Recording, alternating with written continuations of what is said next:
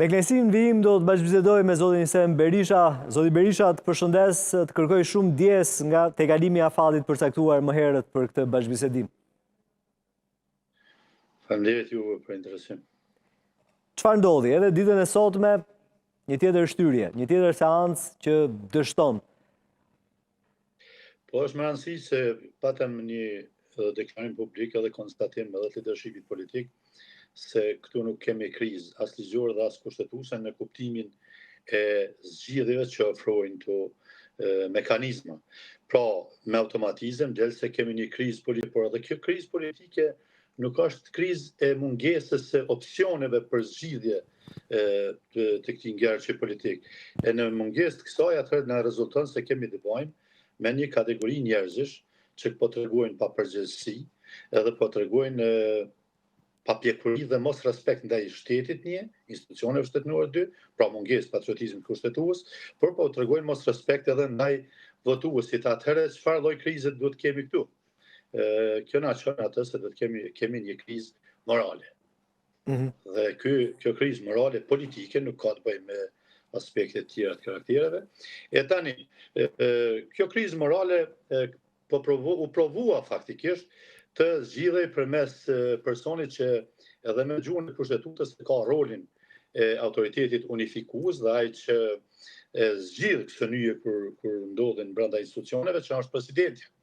Tani, për ta arritur këtë zgjidhje nga pozita kushtetuese që ka presidentja, duhet ta posedoj normën morale brenda morale politike gjithmonë, duhet ta posedoj vetë. Pse po vën pa ndoshta në rresht të ketë mungesë këtij morali? Është e para që është përfolur për një bisedë që ka pas me të ngarkuar me punë ambasadën e Shebave, ka qenë mediale, se po negocion ta ketë edhe një mandat pas të skadoj mandati dhe sikur ta ketë lidhjen demokratike në koalicion me lëvizjen vetëvendosje. Prandaj ka një handicap këtu brenda vetvetes për ta shtyrë përpara një zgjidhje nga pozita që jep kushtetuese. Atëherë çka ngelet këtu? Unë mendoj se në këtë handicapim të përgjithshëm që ka ndodhur dhe kjo papërgjegjësi dhe mos respekt ndaj institucioneve që po tregojnë edhe partitë parlamentare në raport me zgjidhjet e kalimit të këtij ngjarje, nuk na kanë ngel shumë alternativa. Kosova është shtet që ka në territorin e saj ende një zyre të UNMIK-ut dhe ka një rezolut 1244 të Kombit të Bashkuar që ka një autoritet mbi institucionet vendore, edhe pse jemi shteti i pavarur dhe s'kemi më mbikëqyrje. Edhe e keqja më e madhe që mund të ndodhë një suprimim i institucioneve dhe ta marrë mandatin në qoftë se shkonin në një krizë tillë, ta marrë mandatin për prania ndërkombëtare në Kosovë, që do të ishte një katastrofë dhe një kthim mrapa për dekada.